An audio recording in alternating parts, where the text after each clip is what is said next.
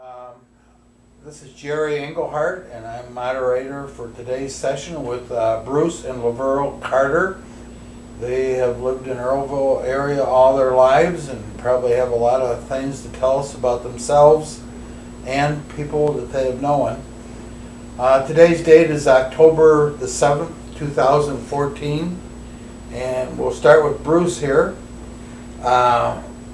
You care to tell us your birthday, Bruce? I was born January 19th, 1922.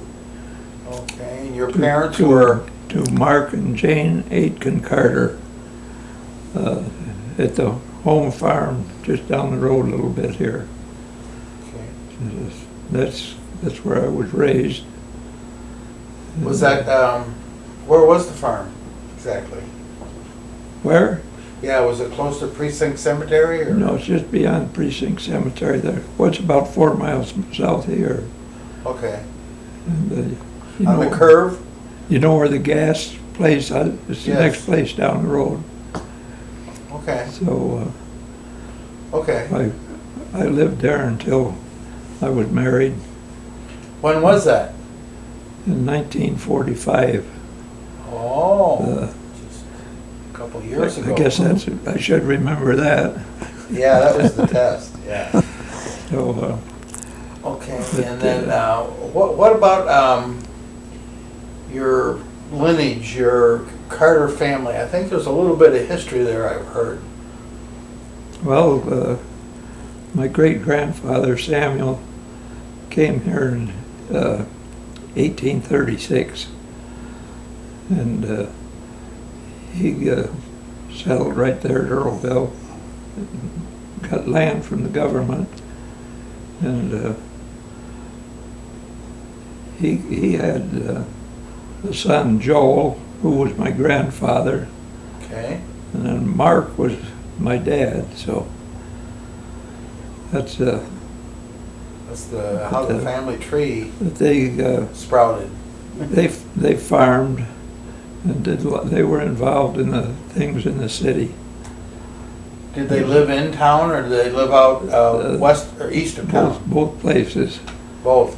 And he was Justice of Peace in Earlville. We have the certificate when he was sworn in for that. Was that in the mid 1800s or 18? I think it was 1866. I think it's in the museum in town. I think it's 1866 when he was sworn in as Justice of the Peace. Since he got here in 1836, would he have been one of the first not the first, but one of the first? Among the first. Among the first, yeah. But then he also left and went west with the gold rush in 1849. Mm-hmm. Struck it rich, and then he lost everything and come back to Earlville. Okay. Yeah, I had a relative that did that too, but I think he held on to his. Do you remember them telling you any stories about the early days, about weather problems, storm problems, crop problems? Not really. They knew Shab, and he'd come back and forth and stop at their place as he was going by. Okay. And but they built a old stone house out there just east of Earlville. I think they hauled the sandstone blocks to build that with from Wedren. Oh, they did. And the house is no longer there, huh? Part of it. Part of it blew away in a tornado, but I don't know what year. Ah, I didn't know that. That's something I've learned.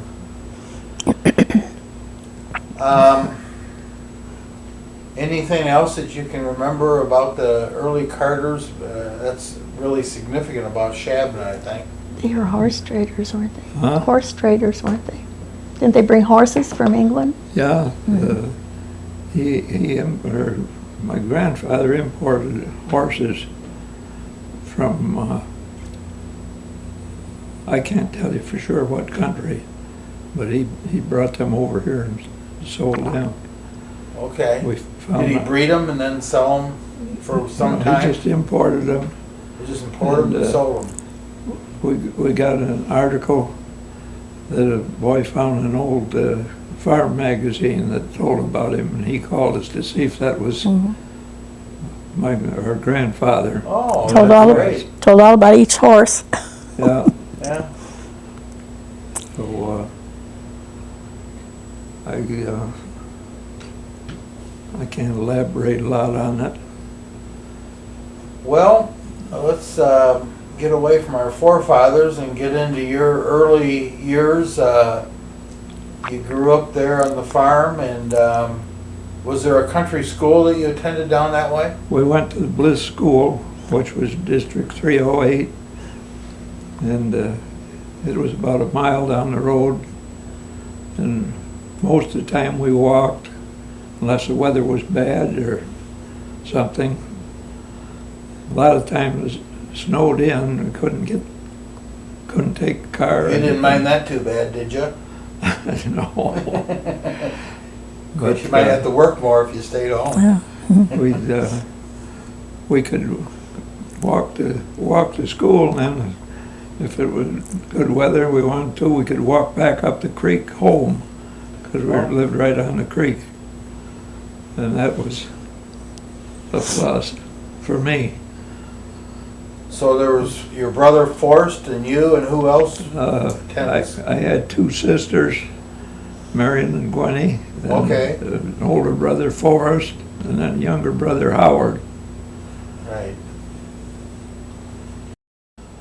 After you attended school there, how many years did you go to school at that Bliss School? 8 years. Oh, you went 8 years, yeah. Yeah. Did you have any interesting teachers there? I had 3 different teachers. Alice Widener was the first one, Helen McGoy was the second one, and then the last, probably the last 4 years, or maybe 5, I had Frank Hackman for teacher. Okay. He was a good teacher. But there were no school buses. Oh, We had a furnace, but no indoor toilet or anything there. We had outhouses, and so that's about all I can tell you about so that. let's see, 8 years, and probably started when you were 6, like I did. So that's 14. So that's about 1936 already, isn't it?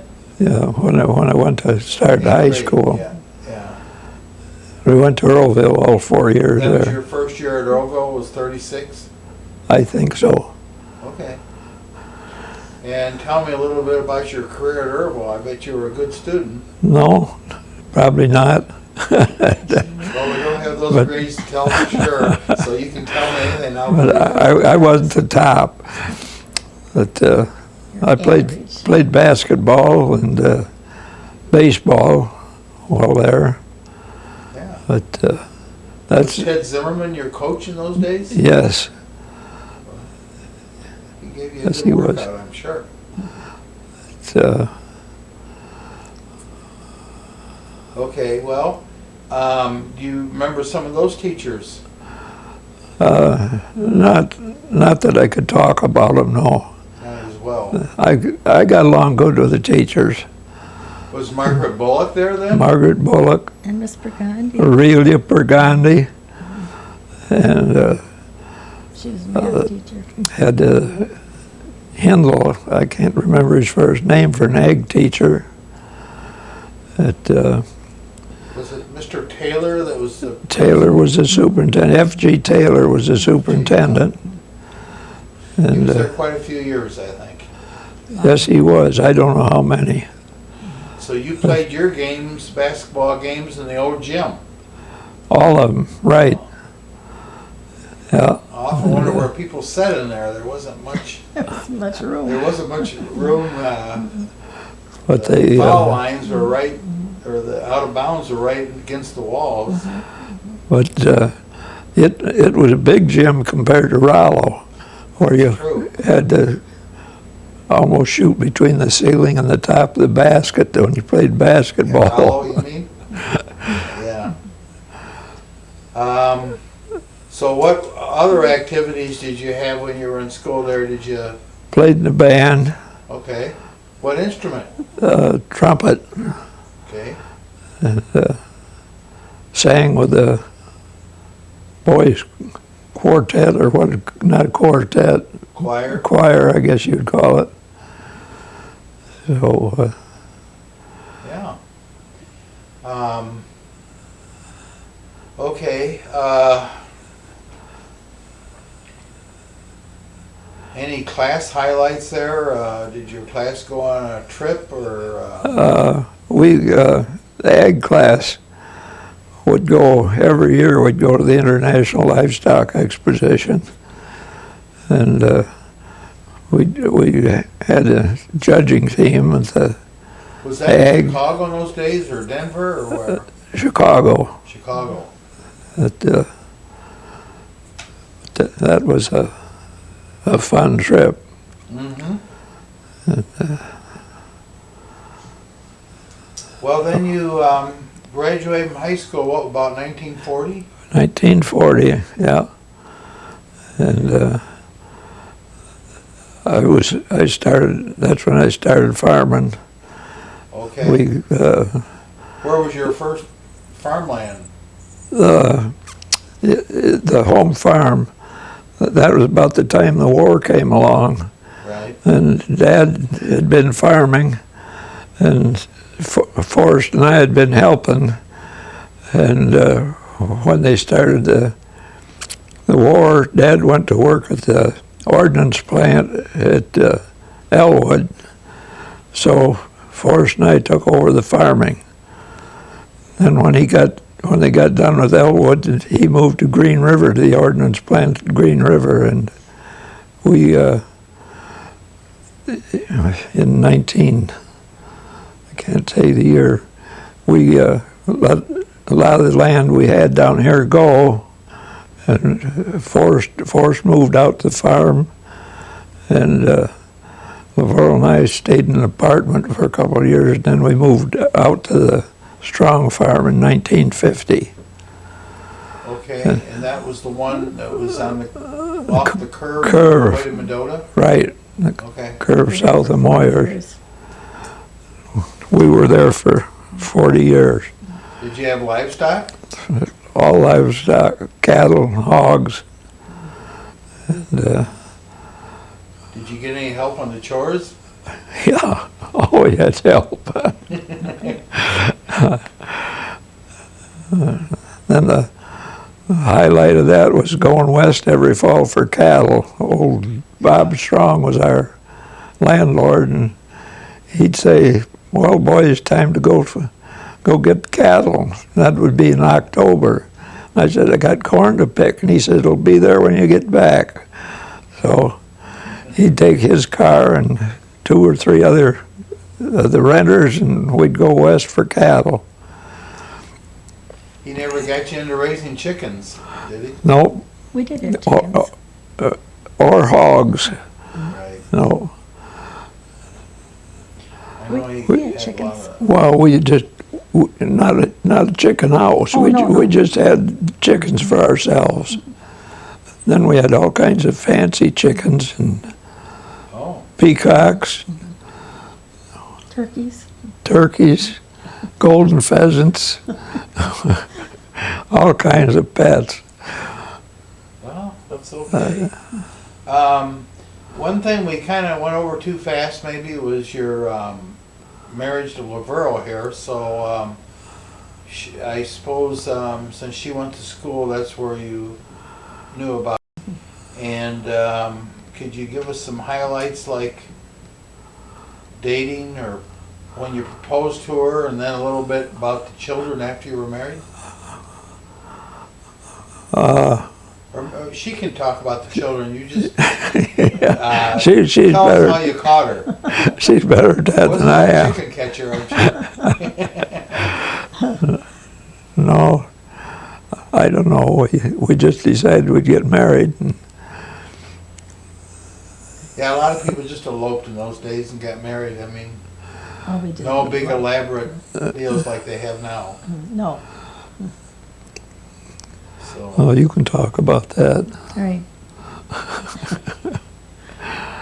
okay, and then, so you talked about the farming. We've already talked about that a little bit. And I listened to Nemur Cleo talk about, all the things he saw in his lifetime. And I'm sure you have thought about that, is all the changes, not only in farming, but in our lives here. But is there anything you want to say there about That's, farming is just fantastic. I mean, farming has probably changed the most of anything right. in our lifetime, because my very first tractor was an old John Deere D with steel wheels. And A little rough riding, wasn't it? if you got out of the field with it, it was rough. But then the war came along, and you couldn't buy anything. And No tires, no batteries, No cars, no cars. nothing. we didn't have a car when we got married. Oh, you did? But, in Still have a horse? In 1946, I got a International M from John Woods. And if I had known John pretty well, we wouldn't have got that, because you just couldn't buy anything. Right. Boy, that was great. You got that in 46. That was right after the war ended, wasn't it? Yeah. At that time, well, right after we got married, we had trouble getting a refrigerator or a stove, anything. She had cupboards made of orange crates, and You made do with whatever you could That's come right. up with. go ahead. Can I LaVerle, say something about the farm? When we moved there, people would say, how big is the farm? And I'd say 240 acres. My, that's a big farm. And when we got ready to leave, they'd say, how big is the farm? And I'd tell them, they'd say, what else does he do? Yeah, that's true, but farming 240 acres with an M That's big enough. kept that tractor warm all the That's time. big enough. Well, we What had kind of yields were you getting on corn around 1950 or so? well, about 1950, probably 100, 125 bushels was a good yield. Yeah, And if you could get 30 bushels of beans, you were doing fine. that's one of the big changes that Yeah. we've had is productivity. But What was corn selling for then? Do you have any idea? no, I don't. I have heard some figures. It was low. You planted with a 2-row planter. I finally got a 4-row planter. And going back a little farther than that, you cultivated corn with a single-row tower cultivator with a team of horses. Mhm. But then when I got the M, I got a 4-row cultivator. Did you start with horses? No. No, you. Well, at home we had horses all the Yeah, time, but right. not when I was. I started with a 3-section or a 2-section drag and 3 horses. That's where I got started working in the field. Yeah. Any other changes that you've thought of other than just the farming end of it? Well, your machinery is different. Like, say you cultivated with a team of horses or 2 or 4-row. Now they're so big you can't see the end of them. Well, I think they got 48 row. Yeah, I know they're getting huge. Fold all up. It's hard to even move them. But okay, how about some interesting people you've met in your lifetime? Whether they be characters or friends or. Well, Mr. Heckathorn was a real good friend. He was real good to us, and We, well, it's a long story. Chester Hickathorn. Yeah, Chester Hickathorn. Father. And then R.A. Strong was another good. Of course, we rented from them for 40 years. And they were real good to us. Built us new house, new crib, silo, Garage. a machine shed. Did you get one of those round cribs, or did you have a stand? No, it's a big one. It's out there yet. No, it was a good crib.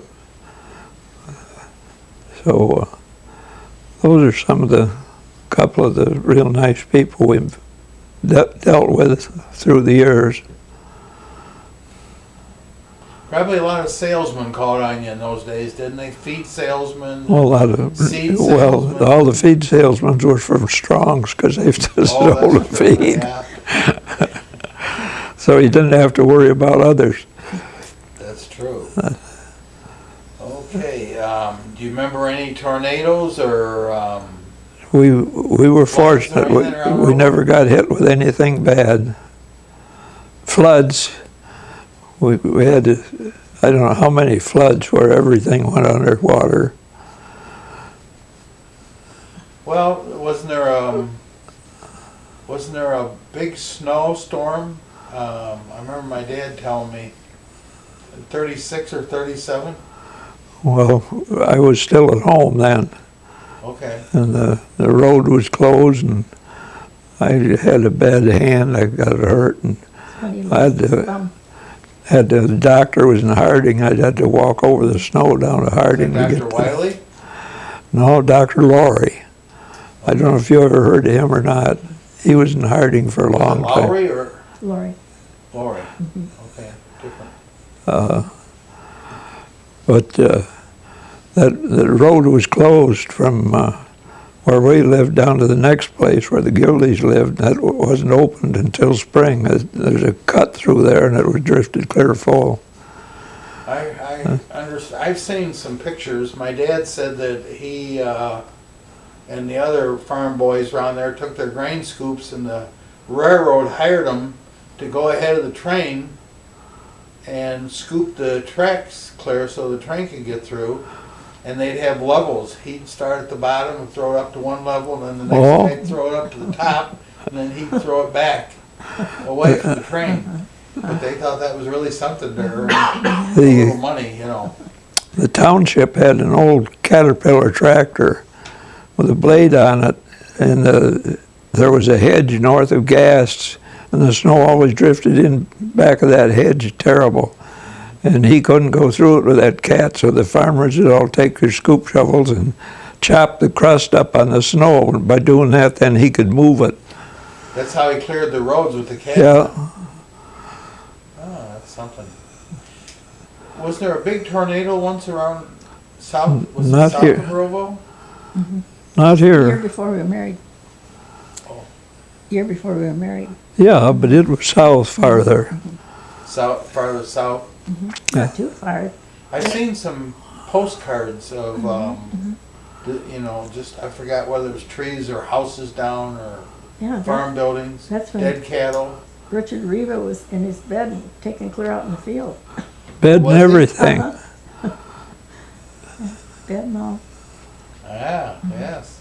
We went up, the next morning, we went up with our brother-in-law, so you could see where the Plane. tail of the tornado had gone. In a plane, where we could go over it. But at that time, it blew one of those round cement cribs away down there too.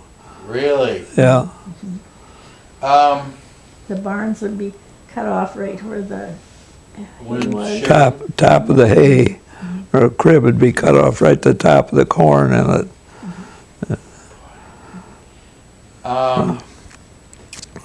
I was going to ask you if there's anything else you wanted to discuss, and I happened to hear you mention that your grandfather was in the Civil War. Yes, he got injured at Shiloh, Oh, he did. and Okay. he was Did he did- join did- with the discharged. regiment up here in Earlville, or did he go to? I don't think he was in that. We have a picture of all of them, and he is not in that picture. Okay. So, There was different enlistment dates. yeah. But, Bruce, do you know what regiment he was in? no, I can't say. Did you hear any stories about any recollections? Shiloh. He never knew his grandfather. Okay. He was gone before he was born, so, no stories that week, so. I was in the cemetery walk representing him, so I have the whole story we told that day, but I could find it, but we don't want to take that much time. Sure. Was there anything else you care to discuss here? And Well, I guess not right now. okay, well, if you think of it, we're going to have LaVerle here next. And LaVerle, I'm sure that you have a good memory about since you were born even. So you start right at that point when you were born. And I was born in August 17th, 1924. I just celebrated my 90th birthday. oh, really? Mhm. Oh, great. That's great. So I went to my parents were Alfred and Val Huff Lee, and I had a brother, Melvin, who died when he was 9 of an inoperable brain tumor. I was 4 years old at the time, so I was raised as an only child. So I went to the Dinsmore School, and Eugene and Ellen Steinke lived west of me, 2 houses, and they'd stop by and pick me up, and we'd all walk to school. One winter it was so snowy, and Eugene's father, Oswald, took us to school in a bobsled. We'd go right over the top of the fences. It was That was fun. yeah, it was. And Irene Duffy, later on Irene Richards, was my teacher. And she taught us all to sing, and she played the piano, and she was a great teacher. Really liked her. And I had her probably first 5 years. And then we had a man, Sam Shapiro from Mendota, was our teacher. And he was a nice man, but I just hated the change. I started with first grade with 4 in the class. Bob Heckman and Harold Kagi and Nanda Lee, my cousin, who passed away when she was little, and myself. And I don't know how many were in school, but we had double desks, and we would listen to all these older kids, and then we'd be able to spell and everything with them. So it was a nice time. I enjoyed school. How many do you think were in it's a one-room school, so Yeah, like I'm 20? just trying to think. Oh, no, I don't think there were that many. It fluctuated, of course. But maybe, yeah, I suppose about that many. And she taught all 8 grades? Yeah. And then he did, of course. She went to a bigger school then after that. Well, how did the Lees get to Earlville? Oh, well, they lived there always.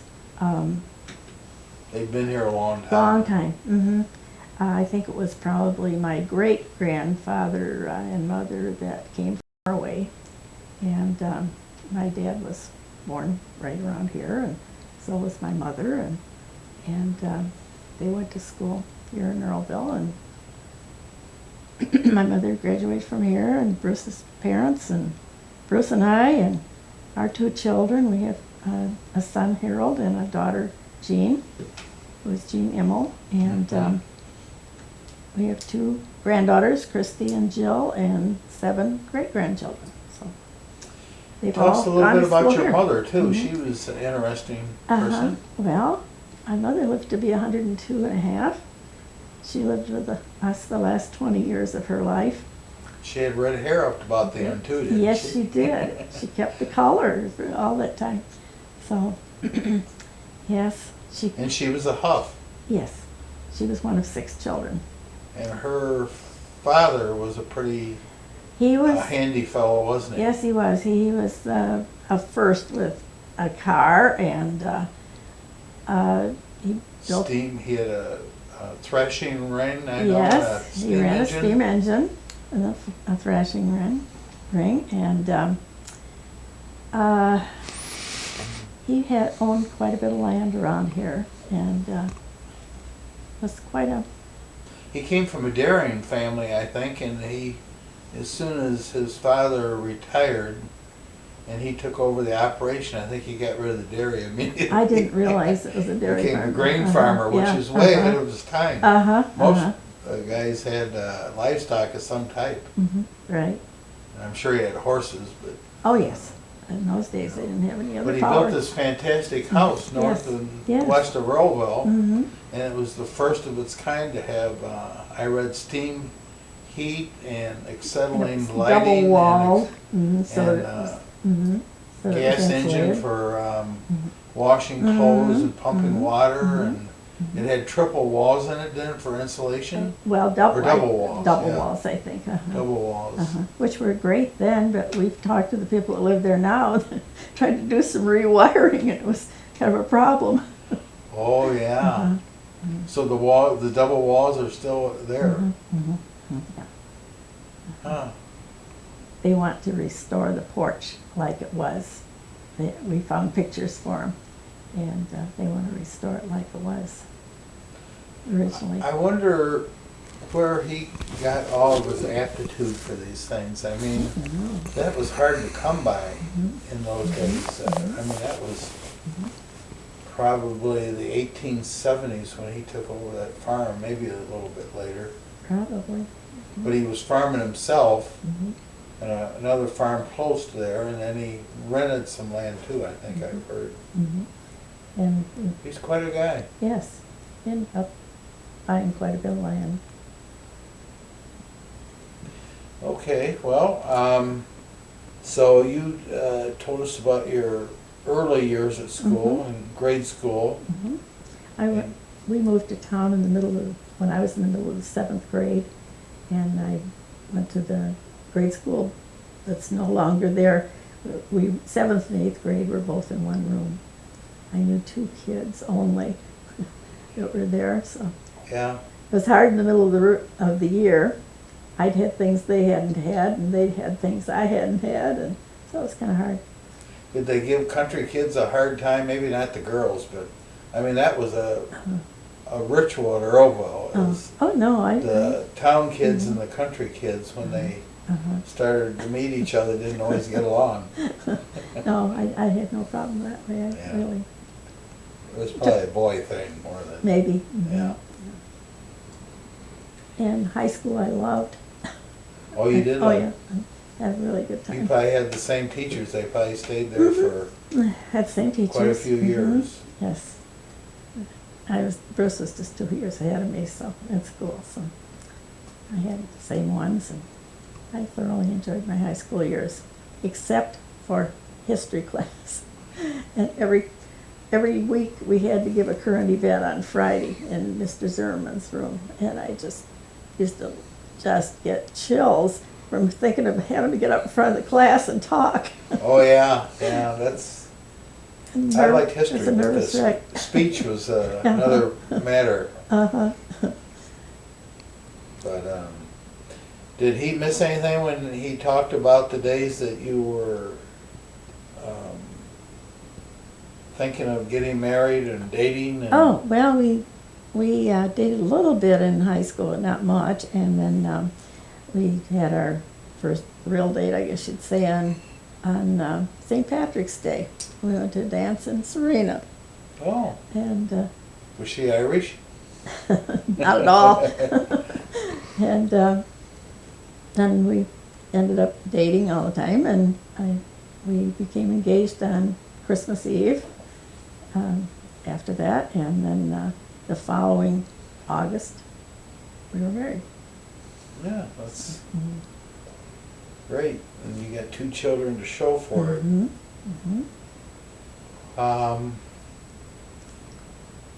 Other remembrances, LaVerle, of interesting people you met, or clubs you were in, or Oh, things you did?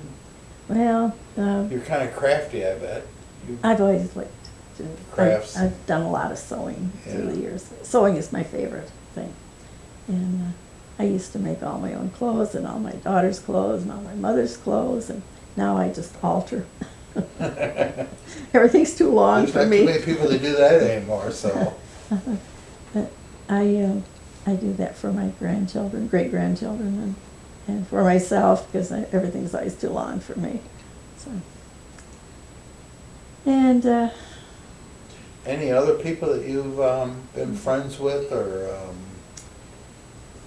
people that made an impression on you during your life? I'm sure there have been, but it's hard to think yeah, of it it. is. Rosalie, you know, all your Yeah, life. Yes, yes. One of my dearest friends was Rosalie Gallagher, and Okay. she lives in Plainfield now, so we don't get back and forth, but we talk a lot on the phone. So I just sent her a birthday card, and it said something about being lifelong friends, and I said, well, that's about right. We met when I was still in high school, and she came from Rollo High School. Right. And worked downtown, and so we met that way. Worked together for a while. I worked in the dime store. I was then for a year, and I worked when I was in high school there, part-time. And I made all... Who ran the dime store in those days? Reen Turnipseed was Sure. the one They had that two was there sons? the longest. Yes, Truman and Kay. Okay. And I think I made $6 a week. And then I got a raise, and I think I ended up making $8 a week. And Right in there. and then I went to the grocery store. I worked for Leonard Boyd in the Royal Blue Store. And at that time, we had 3 grocery stores in a row. Now we have none. See, in a row. Jenner's and was It it was the A&P A&P? store, Janters, and Royal Blue. And so I worked there for a little over a year. And then the war started and the hemp plant started. And so I went out there to work with some of my friends. I can't remember. Oh, I got to $12 a week at Boyd's. And I can't remember what I got at the hemp plant, but it was fantastic compared to that, of course. And so I hackled. They had big things on there. Well, I don't know, big, with big teeth. And we would take a bundle of the hemp off the machine where it had been crushed and came through, and then we'd comb it one end and then switch it and comb the other end and make a knot and put it on the cart. And then when the cart was full, they would take it out and bale it, and then they'd haul the bales to town and put them on the train. Bruce and Okay. his brother Forrest and some other farmers would do that in the wintertime. Oh, And they'd load the bales on the train, tell them about how they got it on. Well, we'd haul it on flat racks. We'd pull 2 racks with a tractor and take it up back of the stores there and load it in box cars. But we had an old manure loader out at the factory and one up at town, and because the bales were, I forgot what they weighed, like 600 pounds or more. They were Wow. too heavy to handle, so we'd load them and unload them with a loader. And Tell them about But- the last bale. well, we'd get the last one started in the car and then get back a little ways with the loader and take a run at it. And I don't know how they'd get them out. oh, wow. But that was just a mud road through there by the hemp mill. Oh, was it? And we came out here and hit this road and went up through town, but going up that little grade at the Presbyterian Church, if it was icy, you couldn't get up there with a tractor with a load of bales. So we'd send somebody ahead to flag traffic, because that was Main 34 at that time. And we'd send somebody ahead with flag the traffic so we wouldn't have to stop. We'd just roll right on up through there. Well, I've talked to so many people that worked at the hemp mill during the war, but how many people worked there? Oh, I don't know. There was a 50 lot. or 100? Oh, at least. There were a lot. Yeah.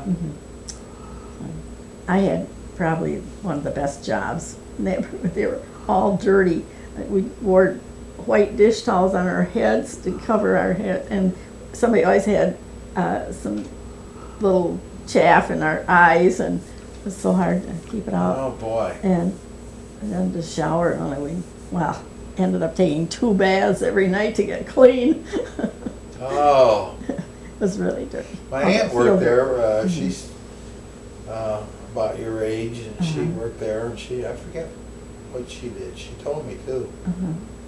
And her husband worked there too. And they just got married, I think, and he was kind of jealous, you know. Oh. But you didn't have much choice there. No, it was a good job. And then I worked there until we were married. And the first house we lived in was a rented house. It was a summer house for the people that owned the Heckathorn farm. And they couldn't come anymore, so we rented that house and had a cook stove in it, so that's what I learned to cook on.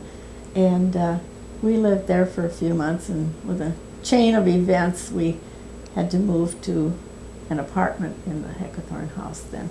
And we stayed with Bruce's folks until the apartment was ready.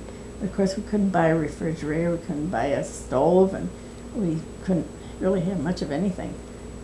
I guess my mother worked for Frank Tour, who had the Gamble store, and we finally got a refrigerator. I cooked on a 3-burner gas plate, and we had to put a little oven on top, and I could bake 6 cookies at a time. So we were thrilled when we had Sure. a chance to get an apartment-sized stove, gas stove. And the car we bought, of course, nobody could buy new cars. There weren't any being made. And we finally saw Dr. Tillman, who's a veterinarian. His car was sitting out east of town in a shed, and we asked his daughter if we could buy that car, and they're distantly related. So she said, well, she guessed maybe it'd be all right. So we bought the car, and we lived on a hill, which is a good thing because couldn't get the car started. Had to run it down the hill and let the Put it clutch in out gear, quick, and put the- it would yeah. start. And of course, we had it fixed then, so we drove that for a long time. It's a little 36 coupe, Ford coupe. Ford. Should have kept that one. I know, we should have kept that one and several others that we've had. So. Earlville had a lot of car dealers actually over the years. I Oh, they remember did. John Mooney Mm-hmm. and Bill of course, Norton. Warren, and Hum. Warren Willie, Warren Willie, and Hums, Hums. and John Mooney. Bert Howe. Bert Howe. Had a lot of different ones. I remember I was a kid and I was playing at the park and they said, Jack Harshman's over at Mooney's. And I knew, I wasn't a White Sox fan, but I knew he was a left pitcher. So I ran right over there, and I think I talked to him just briefly. He had to wait all day for his car to get fixed. I It broke see. down, Oh. luckily right in Earlville. But I think, did Flickinger sell cars or one of those tractor dealers at one time? He sold Kaiser Frazier's. Kaiser Frazier's. Yeah. And before him, do you remember any of the car dealers? I wouldn't remember the ones earlier than that. You probably didn't remember Warren Willie. He sold Nash's. Nash's. Hum sold Chevrolet. Yeah, Norton Ford. We finally had a chance to get a new car in 1949. So, Where'd you get it? DeSoto? no, we got a Ford. Ford. And we bought it in Naperville, wasn't it? Yeah, Riverside. And that was not a very good car. Had a lot of dust in the trunk and everything, so we got a new one soon after that. That was fine. Yeah. So, Well, the roads weren't paved then, and some of them weren't even gravel. no, it was bad. The road out to where Jane Atherton lived is the house I was born in and raised. And that angle road was terrible in the wintertime. in spring when it was mud. Yeah, that curve was always bad. Mm-hmm. Well, is there anything else you want to add? Either one of you thought of something Let's that's see, I'm looking at this. nice to Guess- throw in? Guess not.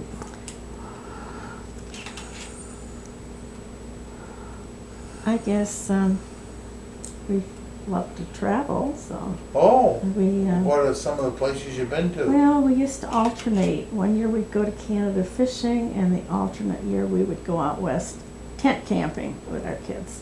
Oh, And so we went to the West Coast a couple times. We went to all the national parks out west, and so we did a lot of traveling out there. And then since then, of course, we've done a lot of traveling too. So just love it. well, that's great that you can do that. Well, we Remember- don't anymore, but now. Yeah. Yeah, Canada. I've never been up there fishing. I mean, Well, our I've been to children- Canada, but Our children have a cabin up there now, so we've been up there many, many times. And, yeah, that kind yeah, of planted a seed there, didn't it? it did. It did. I worked for Illinois Crop Improvement for 19 years. Illinois Crop Improvement? Yeah, Checking. and then I was an ambulance driver for 14 years Oh, you So- were? on the side, Where was that at? in Earlville. The Funeral home then, like? ambulance in Earlville. Oh, when they had the, The but didn't they used to use the Used to take hearse them in for the the hearse. yeah, ambulance? Well, he didn't. He didn't do drive that. No, Yeah. no, they had the service like it is now when he was Okay. driving. We lived here. We couldn't have been any farther away than that. You know, you had to really hurry then to get there in time. Right. yeah. I Glad you brought that up. started that after we moved in here. And I worked at Spurgeon's for 2 years when the kids were both in college. And then I worked at the locker plant after that. Okay. That's all I've worked since I've been married. Well, I think that kind of concludes it then. You know, it's really interesting, the things you brought up, memories for me too. Mhm. So hopefully we'll be able to do this again and soon. Thanks a lot. You're welcome. It's been a pleasure for us. I hope it turns out. Oh, he forgot to put the card in. This is just a rehearsal.